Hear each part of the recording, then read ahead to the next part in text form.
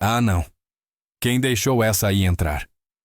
A voz de Patricia Whitmore cortou o ar do terraço do clube como uma lâmina.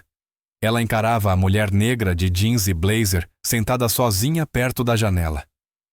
Amor, olha isso. Temos mais uma gente da periferia tentando comer com os associados. A risada de Patrícia foi cruel. E agora vai pedir lugar na fila do SUS no buffet? Bruno não hesitou. Pegou um bolo de chocolate do aparador e arremessou como uma bola rápida.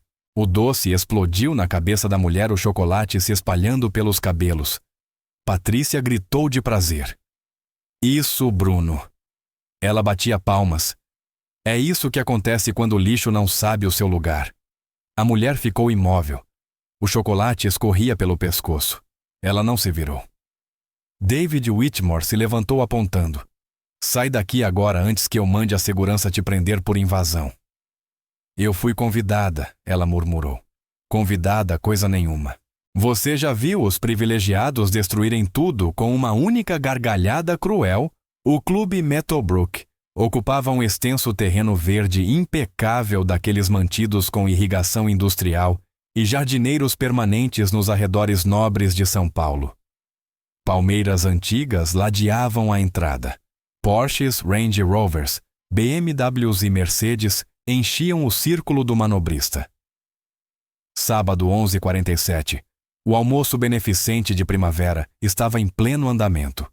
Lustres de cristal pendiam de tetos altos. Pinturas a óleo cobriam as paredes todos os fundadores do clube. Todos homens brancos. Todos mortos há décadas. Lírios frescos perfumavam o ar. Um quarteto instrumental tocava bossa nova discretamente num canto. A associação custava 50 mil por ano.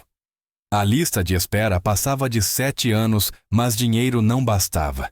Era preciso ter perfil. O comitê rejeitara 19 pedidos em 2 anos. 15 eram de pessoas negras ou pardas. Garçons de luvas brancas se moviam como sombras. A maioria era negra ou parda. Mantinham os olhos baixos. Tinham aprendido.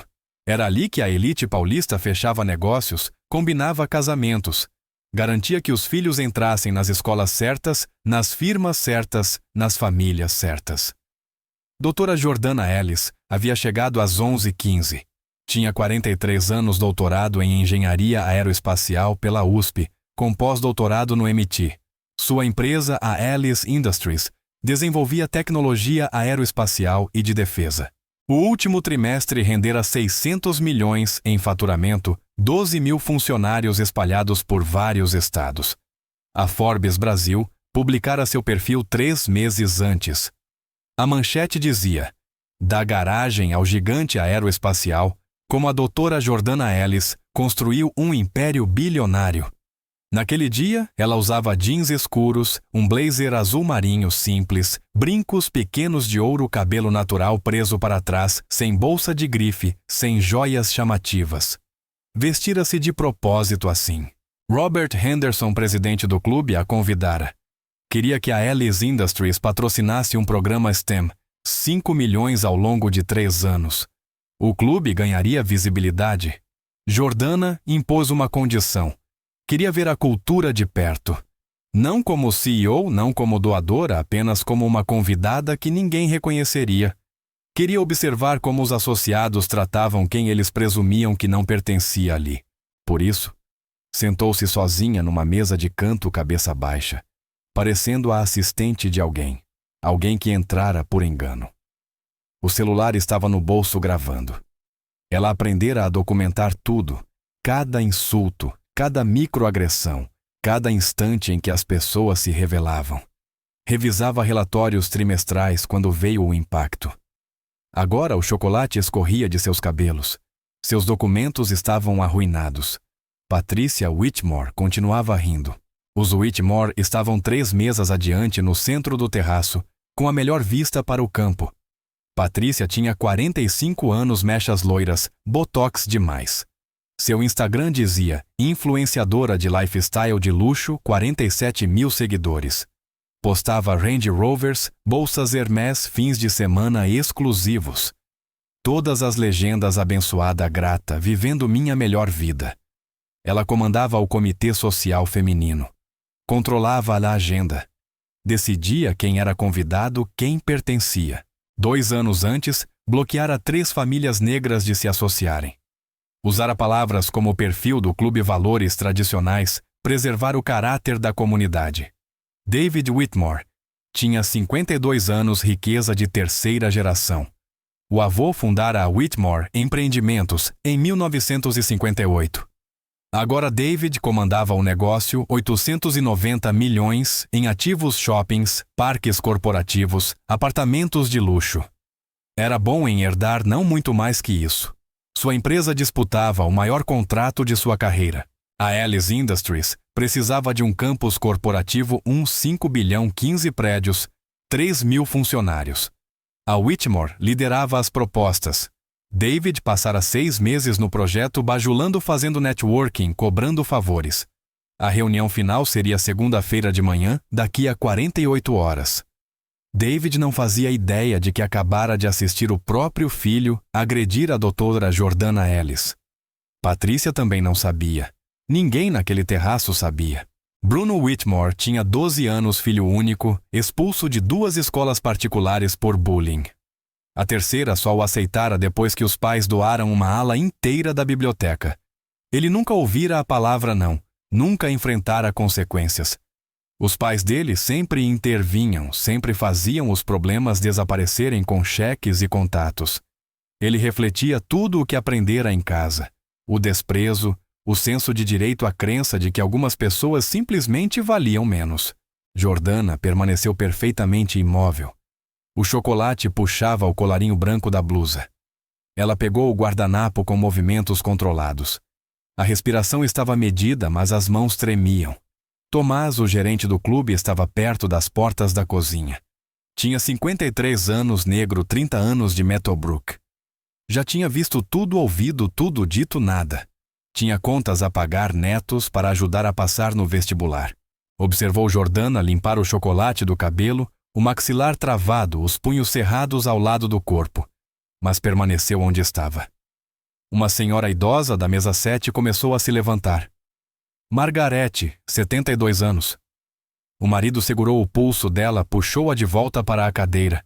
Balançou a cabeça. Ela sentou. Todos sentaram. Todos olharam. Ninguém ajudou. Jordana colocou o guardanapo sobre a mesa. O chocolate manchou o linho branco. Ela respirou fundo e começou a juntar os papéis. Água havia se espalhado sobre os documentos. A tinta borrava projeções trimestrais, planos estratégicos, relatórios confidenciais. As mãos se moviam com cuidado, deliberadamente, como se estivesse desarmando uma bomba. A voz de Patrícia cortou o terraço outra vez. Tomás. Ela estalou os dedos para o gerente. Tomás, vem aqui. Tomás se aproximou da mesa. A expressão era neutra. Profissional. Anos de prática. Sim, dona Patrícia, aquela mulher. Patrícia apontou para Jordana, sem olhar diretamente para ela. Não me lembro de vê-la na lista de convidados. Você conferiu o convite? Tomás hesitou. O Sr. Henderson a convidou pessoalmente, senhora. Os olhos de Patrícia se estreitaram. Robert Henderson convidou ela. Ela riu. Acho isso muito difícil de acreditar. Ele conhece os nossos padrões. Jordana manteve a cabeça baixa. Empilhava os papéis molhados com cuidado. Uma página depois, outra. O maxilar estava tenso. Senhora, eu lhe asseguro, começou Tomás. Não me assegure nada. Patrícia se levantou de repente. A cadeira raspou no mármore. O som ecoou. Eu mesma vou resolver isso. Ela atravessou o terraço em 5 passos secos, o salto alto de Louis Vuitton, estalando no chão. David veio atrás, celular ainda na mão. Bruno o seguiu sorrindo. Outros frequentadores se viraram para assistir. Alguns puxaram os telefones. O músico no canto errou uma nota. Patrícia parou diretamente atrás da cadeira de Jordana, perto o suficiente para que o perfume fosse sufocante. Chanel no 5. Demais? Com licença. A voz era gelo. Este é um evento exclusivo para associados. Sou a presidente do Comitê Social Feminino e não reconheço você. Jordana continuou empilhando os papéis. Não se virou. Estou falando com você. A voz de Patrícia subiu. É o mínimo de educação olhar para alguém quando estão falando. Jordana finalmente se virou. O chocolate ainda riscava seus cabelos. Os olhos estavam calmos, perturbadoramente calmos. Fui convidada pelo Sr. Henderson, disse em voz baixa. Tenho todo o direito de estar aqui. A risada de Patrícia foi afiada. Robert Henderson não convidaria alguém vestida assim para um evento beneficente. Vamos ser realistas. Ela fez um gesto para a roupa de Jordana com a mão manicura. Jeans no Meadowbrook. Você é o que, funcionária? David deu um passo à frente. Avaliou Jordana como gado em leilão. Olha, moça, ninguém quer confusão. Por que você não vai embora discretamente? Eu tenho um convite, Jordana repetiu, de quem Patrícia cruzou os braços. Mostra. Foi verbal. O Sr. Henderson me ligou pessoalmente. Patrícia sorriu de canto. Que conveniente. Nenhum registro. Virou-se para a plateia que assistia. Qualquer um pode dizer que foi convidado, não é? Algumas pessoas assentiram. Outras pareceram desconfortáveis, mas não disseram nada. David tirou o celular do bolso. Vou ligar para o Robert agora. A gente esclarece isso. Ele discou e esperou. A chamada caiu na caixa postal. Droga! Ele está no campo de golfe. Claro que está! O sorriso de Patrícia era cruel. Então não temos prova nenhuma de que você foi convidada. Você está de jeans e mexendo em documentos corporativos que não lhe pertencem. Ela esticou o braço por cima da mesa e arrancou um dos papéis das mãos de Jordana, segurando-o contra a luz. Os olhos percorreram o cabeçalho. Alice Industries, projeções aeroespaciais. Q2. Patrícia leu em voz alta, zombando. Ah, isso é ótimo. Você roubou isso de algum escritório. Espionagem corporativa. Jordana se levantou devagar. Era 8 centímetros mais alta que Patrícia. Isso é propriedade confidencial. Preciso que devolva. O quê? Patrícia ergueu o papel ainda mais. Vai chamar seu advogado, querida advogados. Custam dinheiro. Ela rasgou o papel ao meio, depois em 4. Os pedaços caíram no chão como neve. Ops! O terraço ficou em silêncio. Até a música parou. As mãos de Jordana se fecharam em punhos ao lado do corpo. A respiração de Jordana permaneceu controlada. Inspire pelo nariz, expire pela boca. A voz da terapeuta em sua cabeça não deixe que vejam você se quebrar. Você acabou de destruir propriedade corporativa, disse ela com calma. David riu. Moça, não sei que escritório você limpa, mas esses documentos provavelmente pertencem ao seu empregador, não a você. Ele se aproximou perto o suficiente para que Jordana sentisse o cheiro de bourbon no hálito dele. Deixa eu adivinhar. Você é secretária de alguém assistente administrativa aqui para buscar seu chefe. Talvez seja da equipe de buffet, acrescentou Patrícia. O vestiário fica pela cozinha, querida. Risadas se espalharam pelas mesas próximas. Nem todos riram, mas o suficiente. Jordana se abaixou para recolher os papéis rasgados. As mãos tremiam agora visivelmente. Bruno viu uma oportunidade. Avançou rapidamente e chutou com força a pasta de Jordana. Ela tombou. Documentos explodiram pelo chão. Canetas rolaram. Um tablet caiu no mármore. Bruno. A voz de Patrícia estava encantada. Para com isso. Mas ela ria. Vai sujar os sapatos. Jordana se ajoelhou. Recolheu os papéis com as mãos e os joelhos. Chocolate de seu cabelo pingava no chão, uma pasta vermelha de couro, um pendrive contratos com selos governamentais. David a observava rastejar. Sua expressão era uma mistura de desgosto e divertimento. Olha, querida, não sei qual programa de cotas trouxe você aqui, mas o Meadowbrook é um clube privado. Temos padrões, temos tradições. Ele disse a palavra diversidade com um gosto ruim. Patrícia circulou Jordana como um tubarão. O que David tentava dizer com educação era que ela estaria mais confortável nas instalações públicas da cidade. Você sabe para onde pessoas como você normalmente vão. Pessoas como você. As palavras pairaram no ar. Ninguém fingia mais que aquilo era sobre outra coisa. Jordana permaneceu ajoelhada, recolhendo os papéis. O rosto era pedra, mas os olhos estavam molhados. Tomás avançou. Dona Whitmore, talvez devêssemos nos afastar disso, Tomás. Patrícia nem olhou para ele. A menos que queira se juntar a ela. Tomás parou mãos cerradas ao lado do corpo. 30 anos engolindo palavras. Margarete, a idosa da mesa 7, levantou-se novamente. Patrícia já chega. O marido a puxou para baixo. Margarete não. Ela sentou. Jordana recolheu o último documento. Levantou-se devagar, pasta em uma mão, papéis rasgados, na outra blazer manchado de chocolate jeans encharcado. Olhou para Patrícia, para David, para Bruno. Entendo perfeitamente, disse em voz baixa. Mais do que vocês imaginam. Virou-se para a saída do terraço. 10 mesas entre ela e a porta. Todos os olhos a seguiram. Ela deu 5 passos. Bruno pegou seu copo de suco de laranja meio cheio, polpa flutuando por cima. Armou o braço. Bruno não começou, Tomás. O suco atingiu Jordana bem nas costas. Líquido frio encharcou seu blazer. Polpa de laranja escorreu pela coluna. O grito de riso de Patrícia ecoou pelo teto alto. Ela se dobrou segurando a barriga. Ai, meu Deus, Bruno. David bateu a mão na do filho através da mesa. Esse é meu garoto. Esse é meu garoto. Outros pais sorriram, alguns balançaram a cabeça, mas não disseram nada. Alguns olharam para outro lado. Jordana parou de andar. Ficou perfeitamente imóvel.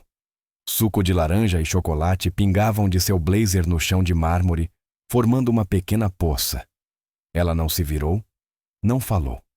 Os ombros subiam e desciam a cada respiração. Então ela colocou a mão no bolso e retirou o celular. A tela já gravava, estava gravando há 23 minutos. Tocou em parar, salvou o arquivo, então virou lentamente. O rosto estava calmo, estranhamente calmo. Olhou para Patrícia, David e Bruno, cada pessoa que assistia. Estou saindo agora, disse. A voz ecoou pelo terraço clara e controlada. Mas entrarei em contato. Patrícia acenou com desprezo. Ah, estamos tão assustadas. Tomás chama a segurança. Quero que ela seja escoltada corretamente. Não será necessário, disse Jordana, fixando os olhos em David. Eu sei o caminho. Caminhou para a saída. Suco de laranja e chocolate deixaram um rastro atrás dela. Os saltos estalavam contra o mármore. Cada passo foi deliberado. Na porta pausou, olhou para trás uma última vez. Até segunda, Sr. Whitmore. David franziu a testa. Segunda senhora. Eu nem sei quem você é. Jordana sorriu. Frio fino. Não chegou aos olhos. Você saberá. Então se foi. Patrícia explodiu em nova gargalhada. Ela acabou de nos ameaçar, todo mundo ouviu isso. Tirou o celular, começou a digitar furiosamente. Isso vai para o Instagram. Quando pessoas aleatórias invadem seu evento e ainda fazem ameaças. Padrões Meadowbrook. David voltou para a mesa, sentou-se, pegou a mimosa. Mulher louca, provavelmente desequilibrada. Bruno ainda sorria alto da adrenalina e aprovação. Tomás permaneceu perto da porta da cozinha. Punhos brancos, respiração pesada. Margarete se inclinou para o marido, sussurrou urgentemente. Harold, isso foi errado. Deveríamos ter dito algo. Fica fora disso, ele respondeu sibilando. Os instrumentos voltaram a tocar. As conversas recomeçaram. Os garçons voltaram ao trabalho. O terraço voltou ao normal como se nada tivesse acontecido, como se Jordana Ellis nunca tivesse estado ali. Patrícia postou a história no Instagram antes do carro de Jordana sair do estacionamento.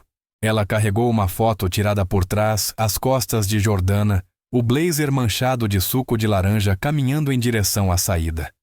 Patrícia adicionou um texto. Quando pessoas aleatórias tentam invadir nossos eventos, a segurança cuidou disso, no entanto.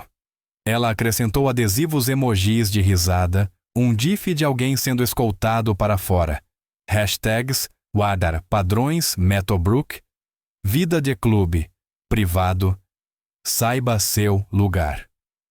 Ela apertou compartilhar. Em 10 minutos, a história teve 400 visualizações. Em 30 minutos, 3.000.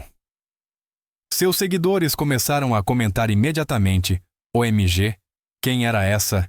Que coragem, Patrícia! Protegendo sua comunidade. Mas outros comentários surgiram também. Isso parece racista. E se ela tivesse sido convidada? Por que você está postando isso, Patrícia? Deletou os comentários críticos, bloqueou 2 usuários e continuou rolando. Um comentário a fez pausar. Espere, é a Jordana Ellis.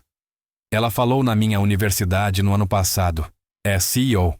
Patrícia fez uma captura de tela, enviou para David com 3 emojis de risada. Ele não respondeu. 64 minutos após Jordana sair, o telefone de David tocou. Era Robert Henderson, presidente do clube. David atendeu com tom alegre. Rob, como está o back nine? David, a voz de Robert estava tensa. Acabei de receber 6 mensagens sobre um incidente no brunch. O que aconteceu? Ah, aquilo! David acenou com a mão livre, dispensando o assunto. Uma mulher tentou invadir o evento. Patrícia resolveu. Sem problemas. Uma mulher. David, quem era ela? Como ela era a voz de Robert, subiu. Não sei. Mulher negra jeans não pertencia. Alegou que você a convidou, mas... Deus. A respiração de Robert era audível. Oh, Deus. David, o que você fez? O que pedimos que ela saísse? Ela estava mexendo em documentos corporativos provavelmente roubados. Estávamos protegendo. Aquela era a Jordana Ellis. Silêncio. O copo de mimosa de David parou a meio caminho dos lábios. O que, Jordana Ellis, CEO da Ellis Industries? Eu a convidei pessoalmente para discutir o patrocínio STEM. O terraço de repente ficou quente demais. O colarinho de David apertava seu pescoço. Isso não é possível. Ela parecia como David. A voz de Robert era gelada. Agora termine a frase. Ela não estava vestida como uma CEO. Ela estava conduzindo uma avaliação anônima da cultura do nosso clube antes de comprometer 5 milhões. Robert fez uma pausa. O que você fez? A boca de David estava seca. Houve um mal-entendido. Meu filho, Patrícia. Nós não sabíamos. Seu filho, o que o Bruno fez, David, não respondeu. David, o que seu filho fez com ela, ele jogou comida. Foi uma brincadeira. Crianças sendo crianças. Ele jogou comida em uma convidada que eu pessoalmente havia convidado. A voz de Robert falhou.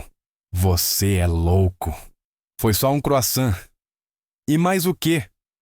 A mão de David estava suando sobre o telefone. Suco de laranja, talvez. Patrícia poderia ter dito algumas coisas, mas não sabíamos quem ela era. Esse é exatamente o problema, David. Robert respirava com dificuldade agora. Você não precisava saber. Deveria tratar cada convidado com respeito. David desligou, encarou o telefone e digitou no Google Jordana Ellis, CEO. A tela se encheu de resultados perfil da Forbes Brasil. Entrevistas recentes, foto corporativa. TED Talk, com 2 milhões de visualizações. Ele clicou nas imagens. Lá estava ela. Foto profissional blazer e pérolas cabelo arrumado. Sorriso confiante. O mesmo rosto, a mesma mulher. O estômago dele despencou como um elevador com cabos cortados. Ele rolou freneticamente, encontrou o site da empresa, o pedido de propostas do projeto do Headquarters da Ellis Industries. Clicou na página de licitação. O nome de sua empresa estava lá. Whitmore Empreendimentos, posição de principal licitante sob revisão final. Reunião de decisão final segunda-feira, 9h29 horas restantes. A visão de David ficou turva. O terraço girou. Ele segurou a mesa para se apoiar. Patrícia? A voz saiu estrangulada. Patrícia, vem cá. Ela estava a 3 mesas de distância mostrando aos amigos a história do Instagram. O que estou ocupada agora? O tom fez ela se levantar. Caminhou até ele aborrecida. O que há com você? Aquela mulher. A voz de David mal era audível. A que o Bruno jogou comida. E ela? Aquela era a Jordana Ellis. Patrícia piscou. Ken Jordana Ellis, CEO da Ellis Industries, a empresa para a qual estou fazendo a licitação. As mãos dele tremiam. Contrato de 5 bilhão. Reunião final na segunda-feira. O rosto de Patrícia ficou branco. Não, ela não era. Eu acabei de pesquisar no Google. É ela. A mesma mulher. Patrícia pegou o telefone dele, olhou as fotos. As mãos começaram a tremer. Oh, meu Deus. Oh, meu Deus, David. Isso não é possível. Ela estava vestida como... Eu sei como ela estava vestida. David se levantou abruptamente. Sua cadeira caiu para trás, bateu no mármore e todos os olhares se voltaram. E você postou isso no Instagram. Vou deletar.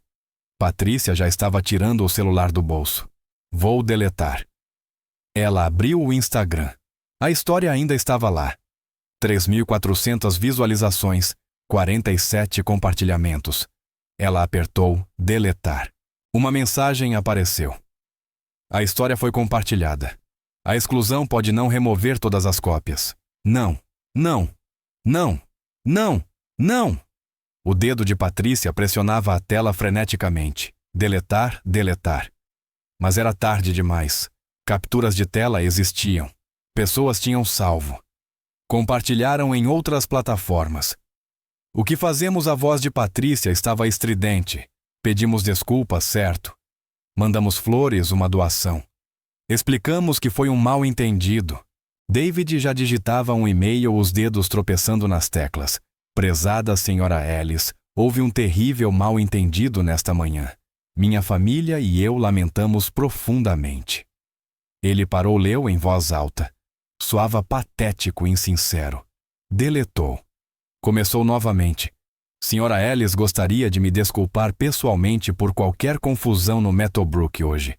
Talvez possamos nos encontrar para jantar esta semana e discutir. Deletar. O telefone tocou. Número desconhecido. David atendeu. Olá, senhor. Whitmore. Voz de mulher profissional fria. Aqui é Rebecca Carter do Jornal do Brasil. Recebemos informações sobre um incidente no Clube Meadowbrook esta manhã. Gostaria de comentar. David desligou. O telefone tocou imediatamente novamente de números diferentes. Ele recusou. Uma mensagem de texto do sócio David. Estou vendo algo online sobre o Meadowbrook. O que aconteceu? Outra do vice-presidente da empresa-chefe. Precisamos conversar. Notificação urgente de e-mail. Assunto. Atualização sobre reunião Ellis Industries. As mãos dele tremiam tanto que quase deixou o telefone cair. Não conseguiu abrir o e-mail. Não conseguia. Patrícia andava de um lado para o outro. Isso tem conserto. Explicamos. Pedimos desculpas. Ricos perdoam ricos. É assim que funciona. Não somos ricos, como ela disse David em voz baixa. O que a empresa dela vale 2-3 bilhões. A nossa 890 milhões. Ele riu. Soava histérico. Nem estamos na mesma liga. Bruno apareceu ao lado da mesa ainda sorrindo. Pai viu. Acertei ela com o suco nas costas. David olhou para o filho. Realmente olhou. Viu a si mesmo, viu Patrícia. Viu tudo o que tinham ensinado à criança. Vai para o carro, disse David. Mas agora o sorriso de Bruno desapareceu. Ele se afastou lentamente, confuso. O celular de Patrícia começou a vibrar. Comentários em sua história deletada. Pessoas a marcando em posts. As notificações no Instagram ficaram loucas. Ela abriu uma marcação, alguém tinha feito captura de tela da história e postado com um novo texto. Patrícia Whitmore e família agrediram doutora Jordana Ellis, CEO da Ellis Industries, no Clube Meadowbrook. Doutora Ellis vale 2-3 bilhões e estava avaliando o clube para uma doação de 5 milhões. Os Whitmore destruíram tudo. O post tinha 800 curtidas, 100 compartilhamentos e estava no ar há 6 minutos. David. A voz de Patrícia agora era pequena e infantil. O povo sabe. Todos sabem. O telefone dele tocou novamente. Desta vez ele reconheceu o número. Robert Henderson. David, reunião de emergência do conselho amanhã 13 horas. Você e Patrícia, presença obrigatória. Robert desligou antes que David pudesse responder. Outra ligação do advogado David. Estou vendo coisas online. Não diga nada até a ninguém. Nem repórteres, nem amigos, nem redes sociais. Me ligue de volta imediatamente. Mensagem de sua mãe. O que estou ouvindo sobre o Meadowbrook League? Mensagem da irmã David. Que diabos você fez e-mails de 3 clientes diferentes? Precisamos discutir seu contrato. Patrícia rolava ao Instagram. Contagem de seguidores caindo. 47.000, 46.900, 46.800. Comentários se multiplicavam. Racista, comportamento repugnante, estou deixando de seguir. É por isso que precisamos comer os ricos. Ela chorava agora. Máscara escorrendo. Faça parar David. Faça parar. Mas ele não podia, porque naquele exato momento, do outro lado da cidade, Jordana Ellis estava em seu escritório em casa. A gravação estava cristalina. 23 minutos. Cada palavra, cada risada, cada insulto. Ela já havia enviado para sua advogada Rachel Martinez, especialista em direitos civis. 30 anos de experiência. Rachel retornou em 10 minutos. Jordana, isso é tudo. O áudio está perfeito. Múltiplas testemunhas vão corroborar. Você tem agressão, violência, difamação, dano emocional intencional. Podemos entrar com a ação na segunda-feira. E quanto a acusações criminais, Jordana perguntou. Possível. O Ministério Público vai querer analisar. Estatutos de agressão infantil são complicados, mas os pais são responsáveis pela supervisão. Rachel fez uma pausa. Quanto você quer levar isso adiante? Jordana tocou no cabelo ainda grudado de chocolate. Olhou para o blazer pendurado na cadeira. Mancha de suco de laranja permanente. Tudo, disse. Eu quero tudo. Bom? O sorriso de Rachel era audível. Acabei de falar com o Ministério Público e movimentos de defesa dos direitos civis. Eles querem discutir uma ação coletiva contra o Meadowbrook. Ao que parece, outras 3 famílias negras foram rejeitadas pela comissão da Patrícia. Jordana abriu a história deletada de Patrícia no Instagram. Alguém tinha enviado a captura de tela. Ela ficou olhando por um longo momento, depois encaminhou para a equipe de PR da sua empresa. Assunto do e-mail: preparar declaração para a coletiva. Ela se levantou, caminhou até a janela e olhou para as luzes da cidade. Em algum lugar, os Whitmore estavam em pânico. Bom? Que sintam pânico. Que sintam o que eu senti ajoelhada naquele chão. Que entendam o que consequências realmente significam. Ela sorriu. Pela primeira vez desde aquela manhã, sorriu de verdade. Segunda-feira, 8h45. David Whitmore estava no saguão da Ellis Industries. O piso de mármore se estendia por 15 metros. Janelas do chão ao teto inundavam o espaço de luz. O ar cheirava a couro e dinheiro. Ele vestia seu melhor terno Tom Ford azul marinho, 15.000 rosas brancas na mão, 200 delas do florista que abriu cedo para ele. Tinha ensaiado seu pedido de desculpas 17 vezes. As mãos suavam. A recepcionista olhou para ele. Jovem profissional, sorriso gelado. Senhor Whitmore. Sim. Reunião com a Synod Noshra. Ellis às 9h. Ele colocou as flores na mesa. Poderia entregar estas a ela, com minhas mais sinceras desculpas. O sorriso dela não se moveu. Senhor Whitmore. Houve uma mudança na agenda. Senhora Ellis não estará disponível. Não disponível? A voz dele falhou. A apresentação do contrato, a decisão final. Minha equipe veio. Você deveria checar seu e-mail. David tirou o celular do bolso. As mãos tremiam. Quase deixou o telefone cair. E-mail recebido às 9h em ponto. Assunto: atualização sobre licitação do projeto do headquarters da Alice Industries. Ele abriu. As palavras se embaralharam. Leu a primeira linha 3 vezes, prezado Sr. Whitmore. Após revisão completa, a Alice Industries decidiu buscar parcerias alternativas para o projeto do campus corporativo. A proposta de sua empresa foi retirada de consideração com efeito imediato. Esta decisão é final. Desejamos sucesso em futuros empreendimentos. O telefone caiu, bateu no mármore. 5 bilhão. Foi embora. A recepcionista pegou o telefone de volta e entregou. Mais alguma coisa, Sr. Whitmore? Ele não conseguiu falar. O elevador tocou. Sua equipe de projeto saiu 6 pessoas, arquitetos, engenheiros, todos vestidos para a apresentação de suas vidas. David. O arquiteto principal se aproximou. Sala de conferência. Vá para casa. O que perdemos? Vá para casa. Eles ficaram congelados, bocas abertas, pastas nas mãos. David passou por eles pelo saguão, saiu pelas portas, chegou à garagem. Sentou-se em sua Mercedes por 20 minutos olhando para o nada. O telefone tocou. Patrícia? Consertou desesperada. Pediu desculpas. Perdemos o contrato. Silêncio. O que 5 bilhão? Foi embora. A respiração de Patrícia estava rápida, mas você pediu desculpas. As flores não importam. Ela cancelou exatamente às 9h. Provavelmente decidiu no sábado à noite.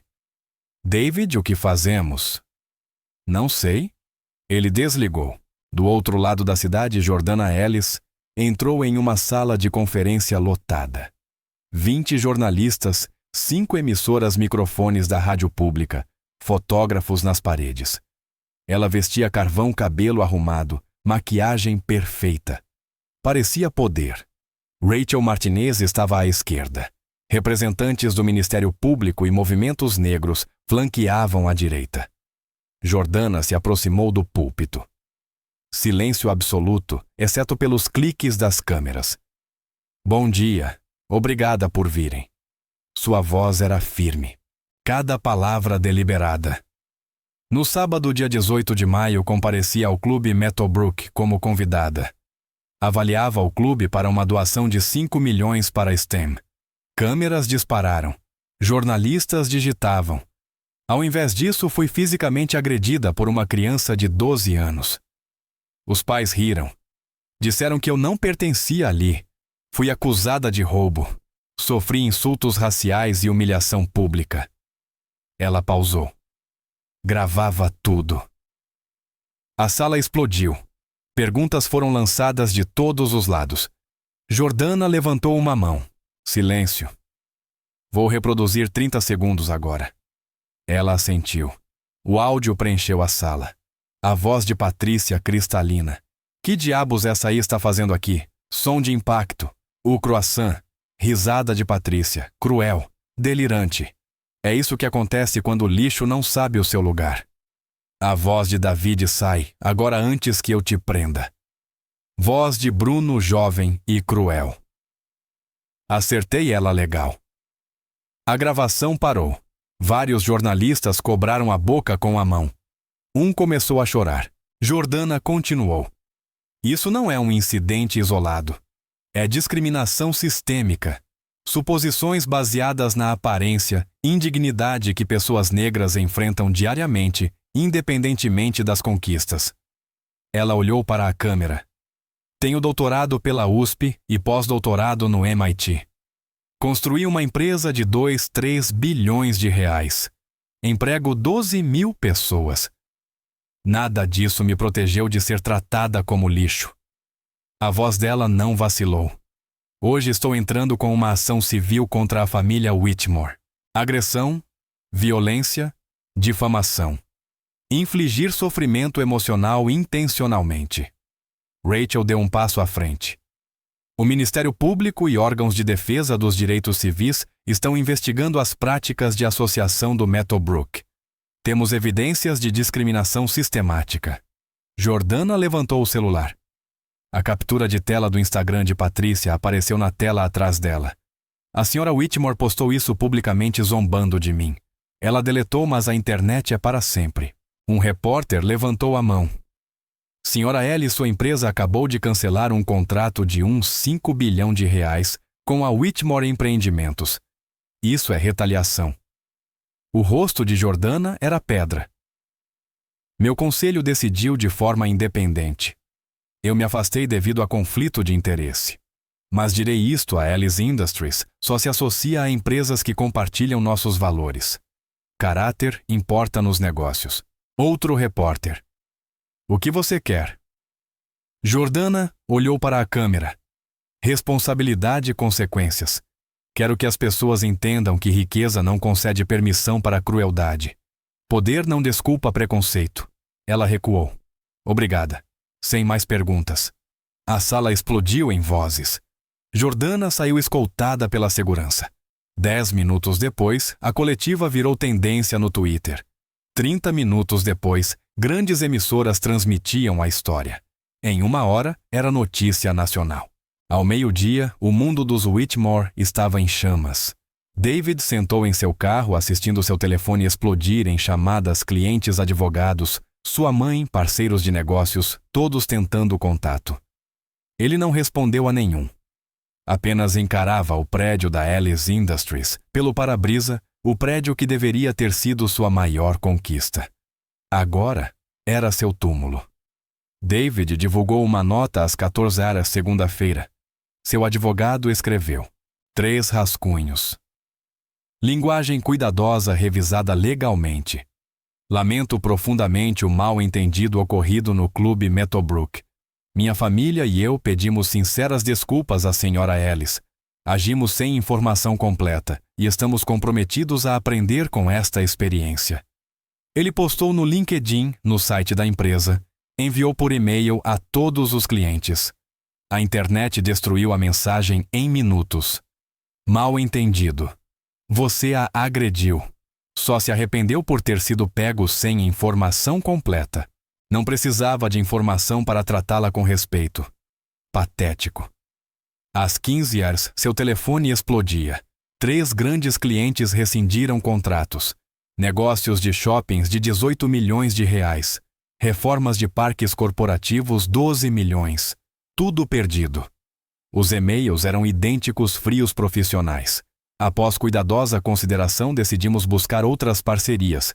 Esta decisão reflete nosso compromisso com relacionamentos comerciais baseados em valores. Baseados em valores. A frase foi uma faca. O sócio de David ligou David, o conselho quer sua saída. Votação na quarta. Eu construí esta empresa. Seu avô construiu. Você está destruindo tudo. A linha caiu. Patrícia postou um vídeo no Instagram às 16 horas. Sentada no quarto, maquiagem borrada, olhos vermelhos, cabelo desarrumado. Cometi um erro terrível. Julguei alguém sem conhecê-la. Sinto muito, muito mesmo. Lágrimas escorriam pelo rosto. Não sou racista. Tenho amigos negros. Voluntário em um centro comunitário. Faço doações. Os comentários chegaram instantaneamente. Você não tem amigos negros. Você está chorando porque foi pega, não porque sente arrependimento. Não sou racista, exatamente o que os racistas dizem. Você mostrou suas verdadeiras cores. Assuma. O número de seguidores dela caiu 47 mil, 43 mil, 38 mil. Caindo como dominós. E-mails de patrocínio chegaram, marca de joias de luxo, linha de cuidados, com a pele, marca de bolsas de designer. Todos com a mesma mensagem. Estamos encerrando nossa parceria imediatamente. Suas ações recentes não refletem os valores da nossa marca. Patrícia leu cada um. Suas mãos tremiam, respiração ofegante. Passou 5 anos construindo sua carreira de influenciadora. 5 anos de fotos perfeitamente curadas, conteúdo aspiracional, contratos de 6 dígitos anuais perdidos em 4 horas. Às 17 horas, a escola particular de Bruno ligou. Voz grave do diretor Sr. e Sra. Whitmore. O conselho analisou o incidente de sábado. Combinado com os problemas anteriores de comportamento de Bruno, Decidimos que sua matrícula na Academia Berkshire não é mais viável. Vocês vão expulsá-lo. A voz de Patrícia estava estridente. Doamos uma ala da biblioteca. Estamos reembolsando a doação. O comportamento de Bruno representa um risco que não podemos aceitar. Ele tem 12 anos. Agrediu um convidado no clube. Os pais incentivaram. Isso revela um padrão que deveríamos ter corrigido antes. O diretor fez uma pausa. Sinto muito. A decisão é final. Patrícia ligou para 4 outras escolas particulares. Todas tinham listas de espera. Todas disseram que ligariam de volta. Nenhuma ligou. O conselho do clube Meadowbrook se reuniu na noite de segunda-feira. Sessão de emergência. Todos os 12 membros presentes. Robert Henderson presidiu. O rosto dele estava cinza. Não havia dormido. Temos provas de áudio-vídeo de múltiplos membros, publicações em redes sociais. Ele colocou capturas de tela impressas sobre a mesa. Os Whitmore agrediram uma convidada. Uma convidada que eu pessoalmente convidei para discutir uma doação de 5 milhões de reais. A membro do conselho, Sarah Carter, falou: "Precisamos agir com decisão. Isso é uma catástrofe de PR." Outro membro acrescentou: "É mais que PR. É falência moral." A votação foi unânime. A filiação da família Whitmore foi revogada permanentemente. Acesso a todas as instalações encerrado imediatamente. A carta foi entregue por mensageiro às 19 horas. Patrícia abriu com mãos trêmulas. Leu em voz alta: "Prezado senhor e senhora Whitmore, o conselho de diretores do clube Meadowbrook votou pela revogação permanente da filiação de sua família, com efeito imediato. Esta decisão segue conduta incompatível com os valores do Meadowbrook, incluindo agressão a um convidado e assédio racial. Seus cartões de acesso foram desativados. Por favor, providenciem a retirada de seus pertences do armário até sexta-feira." Ela deixou a carta cair. O papel flutuou até o chão. Essa era toda a nossa vida social. Sua voz era pequena quebrada. David olhou para a parede. E era pior que isso. Seu telefone vibrou. Outro e-mail. Do banco: "Prezado senhor Whitmore, gostaríamos de agendar uma reunião para discutir os termos de seu financiamento. Vários acontecimentos recentes exigem revisão de sua linha de crédito." Eles estavam cancelando seus empréstimos, 50 milhões de dólares em financiamento ativo, projetos em construção, folha de pagamento a cumprir. Se o banco desistisse, tudo desabaria. Patrícia olhou para ele, máscara escorrendo pelo rosto. "O que fazemos?" O riso de David foi amargo vazio. "Imploramos. Implorar a quem? Jordana Ellis." Ele pegou o celular e começou a digitar um e-mail. "Imploramos por misericórdia." As mãos tremiam tanto que mal conseguia digitar. "Por favor, senhora Ellis. Tenho 400 funcionários dependendo disso. Imploro. 5 minutos. Apenas me dê 5 minutos para me desculpar corretamente." Ele apertou enviar e encarou a tela. Nenhuma resposta veio. Nenhuma viria. A história viralizou na manhã de terça-feira. CNN transmitiu às 6 horas CEO de tecnologia agredida em clube. Áudio revela assédio racial. MSNBC seguiu às 7 horas, quando o privilégio encontra poder, o caso Jordana Ellis. Fox News às 8 horas. Controvérsia no clube provoca debate nacional. Ao meio-dia, o nome de Jordana era trending topic no Twitter. Número 1, Jordana Ellis, mas Meadowbrook racismo, o racismo cotidiano. O TikTok explodiu. O riso de Patrícia virou clipe de áudio. Milhões de vídeos, pessoas imitando sua voz, recriando a cena pedindo justiça.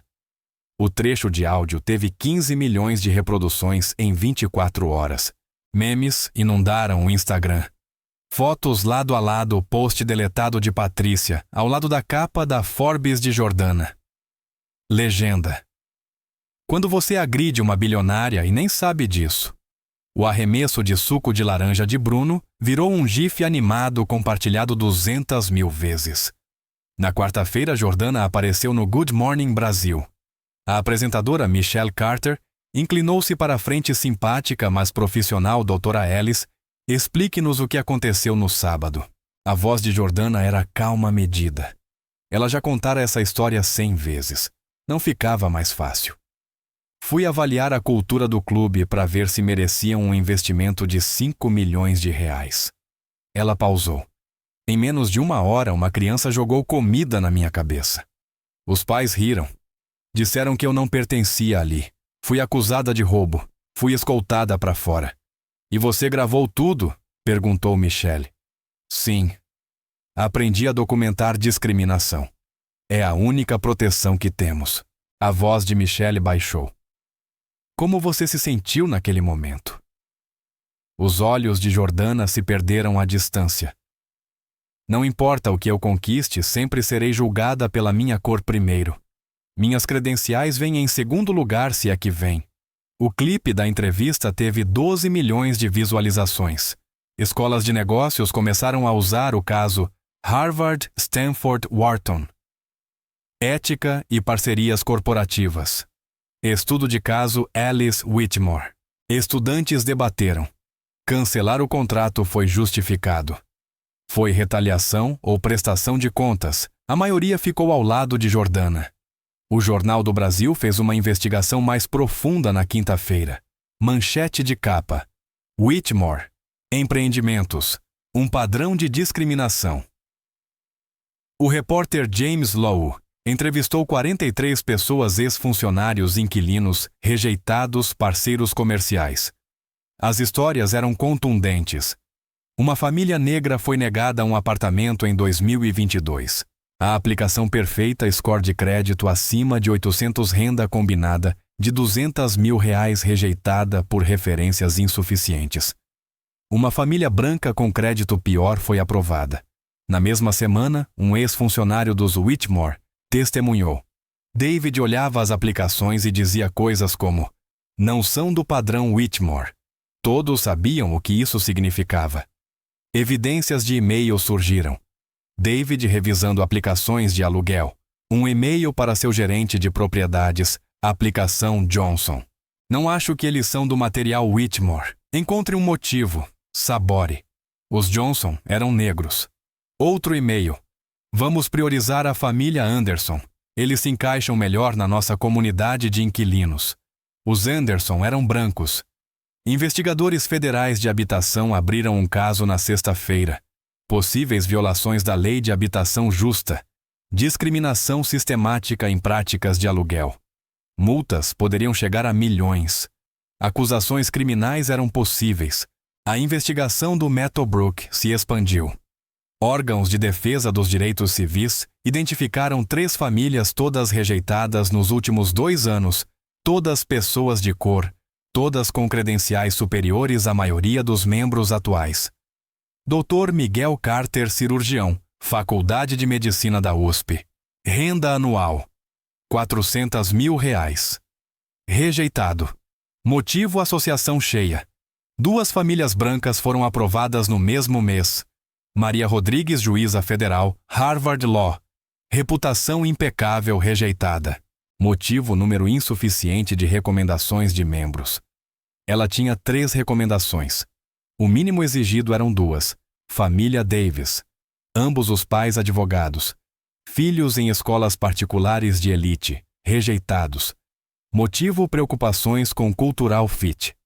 A frase cultural fit apareceu em 17 cartas de rejeição em 5 anos. Cada família rejeitada era não branca. Ex-membros da comissão começaram a falar em entrevistas anônimas. Patrícia controlava tudo, olhava fotos e fazia julgamentos imediatos. Uma vez disse que precisávamos manter o caráter tradicional do clube. Todos sabiam o que ela queria dizer. Se uma família minoritária aplicava, ela encontrava motivos, sempre motivos, que soavam legítimos, mas não eram. Os órgãos de defesa entraram com ação coletiva na quarta-feira. R$12 milhões em indenização, acusações de discriminação federal, demandas por reforma sistemática. O conselho do Meadowbrook entrou em pânico. Medidas de emergência: contrataram consultor de diversidade, Anunciaram treinamento obrigatório contra vieses, prometeram acelerar a aprovação de minorias. Muito pouco tarde demais. 47 membros renunciaram em protesto, não por causa da discriminação, mas pelas reformas. Uma carta de renúncia vazou online. O Meadowbrook tinha perdido o rumo. O clube foi construído sobre certos padrões. Esses padrões estavam sendo destruídos pelo politicamente correto. A carta viralizou. O membro que a escreveu foi identificado. Seu escritório de advocacia o dispensou. A equipe jurídica de Jordana se preparou para o julgamento. Rachel Martinez montou um caso devastador. Provas de áudio-vídeo de 5 celulares diferentes, postagens em redes sociais, testemunhos, registros médicos, documentando sofrimento emocional, especialistas preparados. Dr. Sarah Johnson, psicóloga, testemunhou sobre trauma racial. Humilhação pública baseada na raça causa sintomas documentados de TEPT, ansiedade, depressão, hipervigilância. Dr. Marcus Williams, sociólogo, testemunhou sobre discriminação em clubes privados. Essas instituições, historicamente, excluíram pessoas de cor. Adaptaram sua linguagem, mas a discriminação persistia.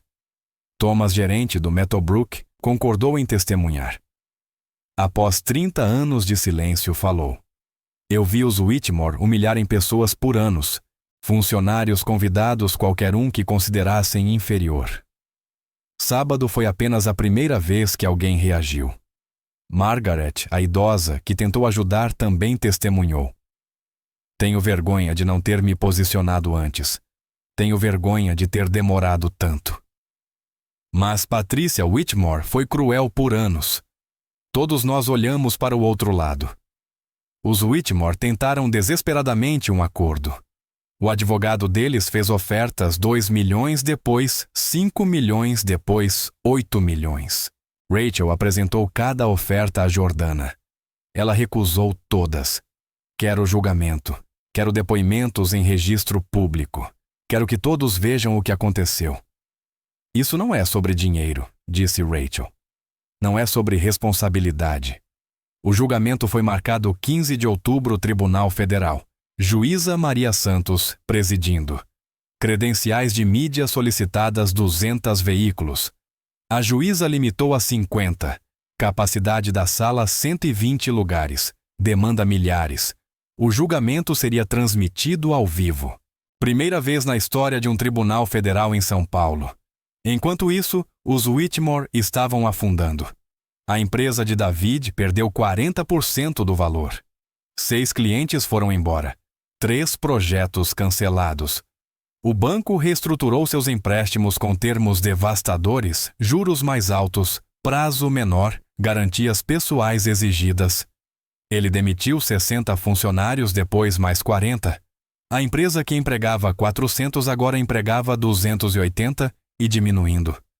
A carreira de influenciadora de Patrícia estava morta. Restavam 3.000 seguidores. Sem patrocínio, sem contratos de marca, sem renda. Seus amigos pararam de ligar. Seus conselhos de caridade a removeram. Seu clube do livro a desconvocou. Ela era uma pária. Bruno estava agora em escola pública. A única opção restante era bullying diário. Crianças que o reconheciam. Crianças cujos pais tinham visto os vídeos. Uma tarde alguém jogou comida nele na cantina. O diretor ligou para Patrícia. "Precisamos discutir a segurança de Bruno." Patrícia desligou sem responder. A ironia não passou despercebida. O outono chegou. As folhas ficaram douradas e vermelhas. A data do julgamento se aproximava. Os Whitmore tinham uma última carta a jogar. Pedido público de desculpas concluído inequívoco na televisão nacional. Eles organizaram uma entrevista prime time da NBC, sua última tentativa de redenção. Não saiu como planejado. O julgamento durou 3 semanas. O júri deliberou por 6 horas. Veredito unânime, culpados em todas as acusações. 8. 5 milhões de reais em danos, sendo 3. 5 milhões compensatórios e 5 milhões punitivos. O presidente do júri, um professor aposentado, falou aos repórteres: Queríamos enviar uma mensagem. Riqueza não desculpa a crueldade. Poder não dá permissão para discriminar. Acusações criminais seguiram. O promotor foi rigoroso: agressão, contribuição para a delinquência de menor colocação de criança em perigo. Os Whitmore pleitearam sem contestação, evitaram julgamento e minimizaram a publicidade. O juiz não foi leniente: 200 horas de serviço comunitário para cada um, programas de educação em diversidade, oficinas de tolerância. 3 anos de liberdade condicional. Qualquer violação significava prisão. Bruno foi colocado em terapia intensiva, sessões semanais obrigatórias por 2 anos e serviço comunitário em um centro juvenil para crianças carentes. As palavras do juiz foram claras. Esta criança aprendeu ódio com os pais. Talvez servir aqueles que foi ensinado a desprezar, ensine-lhe humanidade. David declarou falência 6 meses depois. Bens pessoais e corporativos foram liquidados. A mansão foi leiloada. 12 milhões de reais foram para credores e taxas legais. Mudaram-se para um aluguel 2 quartos, 140 metros quadrados. Um lugar que antes não teriam notado. David trabalha agora como consultor, projetos pequenos, renda modesta. Sua reputação o precede. Portas que antes se abriam automaticamente, agora permanecem fechadas. Patrícia trabalha em varejo, loja de departamento, balcão de cosméticos, salário mínimo mais comissão. Sua gerente é uma mulher negra chamada Tasha. Patrícia a chama de senhora. A ironia era sufocante. O Meadowbrook resolveu a ação coletiva. 12 milhões de reais para as famílias rejeitadas, reformas obrigatórias, cotas de diversidade. 40% dos novos membros devem ser pessoas de cor pelos próximos 5 anos. O clube contratou o Dr. James Morrison como oficial de diversidade. Ele implementou mudanças abrangentes, treinamento contra vieses para todos os membros, políticas de tolerância zero, sistemas de denúncia anônima. 63 membros renunciaram em protesto, mudando-se para outros clubes que ainda defendiam valores tradicionais. Mas o Meadowbrook sobreviveu transformado para melhor. Jordana estava na sede da Ellis Industries, 3 meses após o veredito. A assembleia da empresa, 1.200 funcionários no auditório, milhares assistindo via live stream. Naquele dia, no Meadowbrook, ela teve uma escolha. Sua voz atravessou a sala clara, forte. Ficar em silêncio e seguir pelo caminho mais fácil, ou levantar-se e exigir responsabilidade. Ela pausou, deixando as palavras ecoarem. Eu escolhi me levantar. Não apenas por mim. Por cada pessoa de cor que foi julgada, ignorada, humilhada, por simplesmente existir em espaços que outros consideram não para você. Aplausos explodiram. Ela esperou o silêncio. Perguntam se eu me arrependo de como tudo escalou. Nunca. Porque o silêncio permite a opressão. O silêncio protege abusadores. O silêncio ensina ao próximo Brandon Whitmore que a crueldade não tem consequências. Ela sorriu. Agora, calorosamente. Genuinamente. Hoje estou anunciando a iniciativa Além das Aparências. 20 milhões de reais em bolsas integrais para estudantes de cor em áreas STEM. 15 universidades parceiras, 200 alunos na primeira turma. O aplauso foi ensurdecedor. Meu sucesso é meu ativismo. Cada porta que abro, seguro para outros. Cada mesa que me sento, puxo mais cadeiras. 6 meses depois, Jordana falou em uma conferência de direitos civis em São Paulo. 5.000 participantes, ovação de pé antes mesmo de ela subir ao palco. Os Whitmore aprenderam uma lição cara. Caráter não tem código de vestimenta. Respeito não é reservado para pessoas que você reconhece. Dignidade não é determinada por marcas de luxo. Ela olhou para a plateia. Rostos de todas as cores, origens, histórias. Mas aqui está a verdade: a maioria das pessoas não quer ouvir. Esta história não é única. Todo dia pessoas de cor enfrentam julgamentos baseados na aparência, suposições pela cor da pele, desconsideração por estereótipos. Sua voz se intensificou. Apaixonada agora. A diferença: eu tive recursos para reagir. A maioria não tem. A maioria engole o insulto. A maioria sai em silêncio. A maioria carrega a ferida para sempre. Ela segurou o púlpito. Então estou pedindo a vocês, quando presenciar isso, fale. Quando testemunhar discriminação, documente. Quando tiver poder, use-o para proteger quem não tem. A plateia ficou em silêncio pendendo de cada palavra. Porque os Whitmore não são exceção. Seus sintomas estão ali. E até que todos nos comprometamos a denunciar injustiças, nada muda. Se esta história te emocionou, compartilhe. Que ela provoque conversas sobre preconceito e responsabilidade. Comente abaixo você já presenciou discriminação. Como reagiu?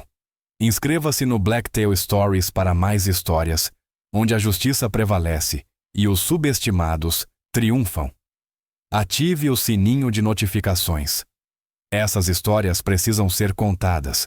Mas aqui está algo para você refletir esta noite. Quantos Jordanas Ellis você descartou à primeira vista? Quantas vezes suas suposições roubaram a alguém a dignidade básica? A verdade é desconfortável. Todos nós já fomos os Whitmore em algum momento, fazendo julgamentos sem informação, suposições sem evidências. A questão não é se você já fez isso, mas se você fará novamente. Qual é a sua resposta? O rosto de Jordana preencheu a tela. Confiante e poderosa, olhando diretamente para a câmera, ela não estava mais pedindo permissão. Ela exigia mudança. E o mundo finalmente estava ouvindo.